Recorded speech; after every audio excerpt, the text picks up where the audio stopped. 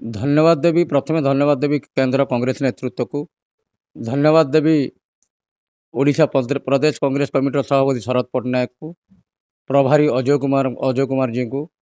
धन्यवाद देवी जिला सभापति मनोज कुमार राउत को सर्वोपरि अधिका धन्यवाद देवी मोर प्रिय नेता मो राजनैतिक गुरु जी मते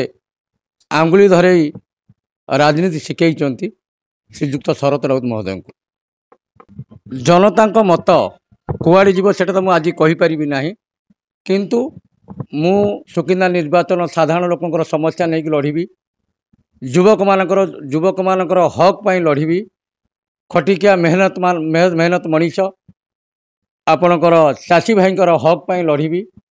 जी युद्ध क्षेत्र को ओह्लुए जड़े योद्धा जितियापाई आशा रखिकी लड़े कै हारियापाई तो कहीं आशा रखिकी लड़े करना तेणुक